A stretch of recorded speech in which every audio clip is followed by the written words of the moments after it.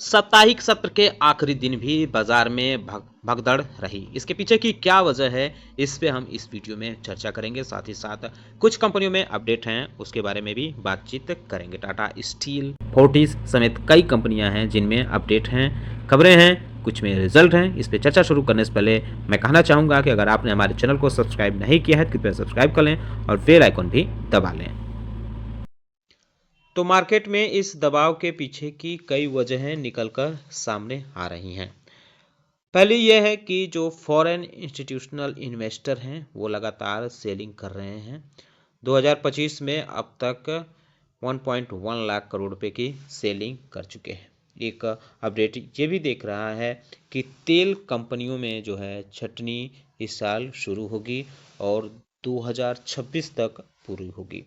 Chevron 8,000 कर्मियों को निकालेगी, ये मंदी का असर बताया जा रहा है। दूसरी चीज ये है कि यूएस प्रेसिडेंट डोनाल्ड ट्रंप जो टैरिफ का ऑर्डर पे ऑर्डर दे रहे हैं, इस पे उनकी जो शक्ति दिख रही है, जो रुझान दिख रहा है, इसका इम्पैक्ट बाजार में देखने को मिल रहा है।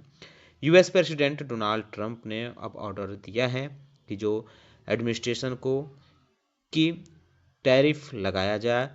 रेसिप्रोकल टैरिफ जो है न्यूमरस ट्रेडिंग पार्टनर पर लगाया जाए, जिस पे इफेक्टिव होगा, ये अप्रैल से इफेक्टिव कर दिया जाएगा। इस टैरिफ का जो इम्पैक्ट है वो कई कंट्री पर देखने को मिल सकता है। इसमें इंडिया भी शामिल है, जापान, यूरोपियन यूनियन जैसे देश भी शामिल हैं। वहीं बैंक ऑफ अमेरिका भी अनुमान लगाया है कि इंडिया की जो कंपनी है उनकी अर्निंग ग्रोथ स्लो डाउन देखने को मिल सकती है आगे चलकर। ये एक बड़ा अपडेट है, इस वजह से भी कुछ चीज़ें दिख रही हैं और हेल्थ केयर पे बड़ा चीज़ें ये देखने को मिल रही है।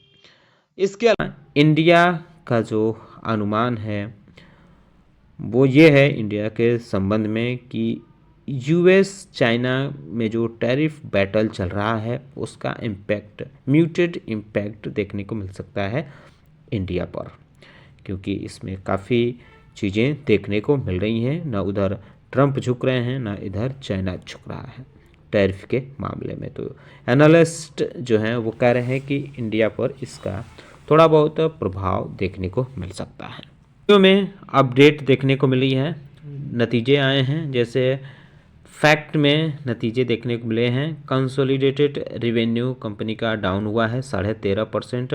949 करोड़ रुपए कंपनी ने इस बार रिवेन्यू डाउन दिखाया है, जो पिछले साल के मुकाबले कम है। पिछले साल 1,097 करोड़ रुपए रहा था। एबिटा भी डाउन हुआ है 26.5% से ज़्यादा, 43 करोड़ रुपए इस बार पिछली बार देखने को मिला था, यानी 43 करोड़ रुपए से घटकर 31.5 करोड़ रुपए कंपनी का एबिटा आया है। मार्जिन की बात करें तो 4% से घटकर 3.3% पर रहा है। नेट प्रॉफिट भी 73% डाउन हुआ है, 30 करोड़ रुपए से सीधे गिरकर 8 करोड़ रुपए कंपनी का नेट प्रॉफिट आया है।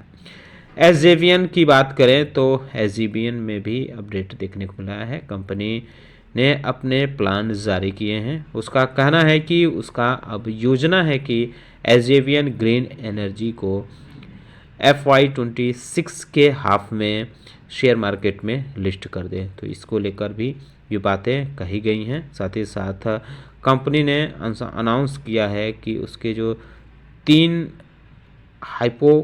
हाइड्रो पावर प्लांट हैं ये MOU पावर जनरेशन के टारगेट के पास मिले हैं, यानी इन्होंने टारगेट को पूरा कर लिया है।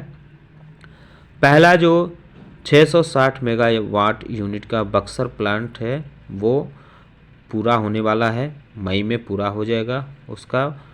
और साथ ही साथ जो जियोलॉजिकल इशू जो जिसकी वजह से देरी है वो भी अब सॉल्व होने के आसपास देखने को मिला है नेपाल में अरुण 3 प्लांट। तो ये भी पूरा होने वाला है, ये कहा गया है कंपनी के तरफ से।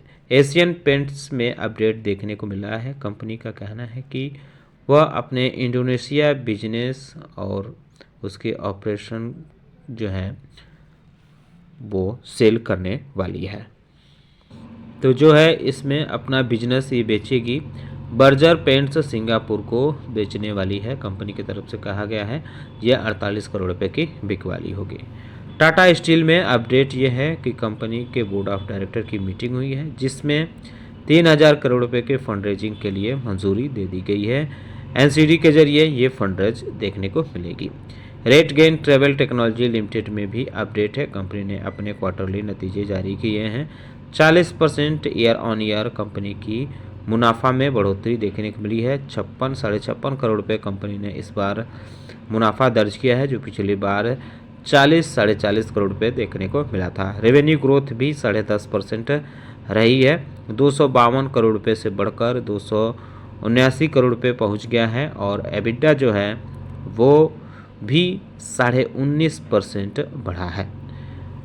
51 करोड़ रुपए से बढ़कर 61 करोड़ रुपए कंपनी का एबिटा आ गया है। मार्जिन की बात करें तो इसमें भी इम्प्रूवमेंट देखने को मिली है। 20.4% से बढ़कर 22% पे कंपनी का मार्जिन आ गया है। बीपीसीएल की बात करें तो इसने एक एग्रीमेंट किया है, इक्विनोर के साथ किया है। ये प्रोपेन और बुटेन परचेज के लिए ये एग्रीमेंट देखने को मिला है। एनबीसीसी को आज 2 ऑर्डर मिले हैं। ये कंस्ट्रक्शन और मेंटेनेंस ऑर्डर मिले हैं, जिनकी वैल्यू लगाई गई है 850 करोड़ रुपए की ये है। तो कंपनी की तरफ से ये भी कहा गया है कि 776.75 करोड़ रुपए का जो ऑर्डर मिला है दामोदर वैली कॉरपोरेशन की तरफ से मिला है, ये कंस्ट्रक्शन का ऑर्डर है। मेंटेनेंस वर्क ऑर्डर जो मिला है वो करीब 75 करोड़ रुपए का है और ये ministry housing and urban affair की तरफ से दिया गया है। यूएस एफडीए ने जायडस लाइफ साइंस के अहमदाबाद फैसिलिटी में 0 ऑब्जर्वेशन जारी किया है। कंपनी यूएस एफडीए ने 10 से 14 फरवरी के बीच में यहाँ इंस्पेक्शन किया था। इसके बाद ये जायडस लाइफ साइंस को 0 ऑब्जर्वेशन सर्टिफिकेट दिया गया है। संवर्धन मदरसन में अपडेट है कि कंपनी ने अपने नतीजे जारी किए हैं। कंसोलिडेटेड रेवेन्यू इसका 8% ईयर ऑन ईयर बढ़ा है। 27,666 करोड़ रुपए कंपनी ने इस बार रेवेन्यू दर्ज किया है, जो पिछली बार 25,644 करोड़ रुपए रहा था। एबिटा भी 13.25% बढ़ा है, 2668 करोड़ रुपए रहा है। मार्जिन की बात करें तो मार्जिन इस बार 9.2% से बढ़कर 9.7% देखने को मिला है। प्रॉफिट में 62% की उछाल देखने को मिली है। 542 करोड़ रुपए से बढ़कर 889 करोड़ रुपए कंपनी का जो है प्रॉफिट देखने को मिला है। अब बात करते हैं फोर्टिस हेल्थ केयर के बारे में। तो इसमें अपडेट यह है कि इसकी सब्सिडी जो है वो अब श्रीराम सुपर स्पेशलिटी हॉस्पिटल को एक्वायर करेगी, ऐसी खबरें देखने को मिली हैं। और ये जो एक्विजिशन होगा ये 462 करोड़ रुपए में होगा, जिसमें 2 लैंड पार्सल भी इंक्लूड है, जो 38 करोड़ रुपए का बताया जा रहा है। रोलेक्स रिंग ने अपने नतीजे जारी किए हैं। कंसोलिडेटेड रेवेन्यू कंपनी का करीब 5% डाउन हुआ है, पिछले साल के मुकाबले 260 करोड़ रुपए आया है। एबिटा भी 3% के आसपास डाउन हुआ है, 51 करोड़ रुपए के आसपास रहा है। जबकि मार्जिन की बात करें तो ये 19.3% से बढ़कर 19.7% देखने को मिला है। नेट प्रॉफिट हालांकि डाउन हुआ है, 45.5% के आसपास 20 करोड़ रुपए कंपनी का नेट प्रॉफिट रहा है। तो ये कुछ अपडेट थी, खबरें थी और बाजार क्यों गिरा इसके बारे में चर्चा थी। उम्मीद करता हूँ कि आपको हमारा वीडियो पसंद आया होगा। कैसा लगा बताना ना भूलें। साथ ही साथ हमारे चैनल को सब्सक्राइब कर लें, बेल आइकन दबा लें। वीडियो देखने के लिए बहुत बहुत धन्यवाद।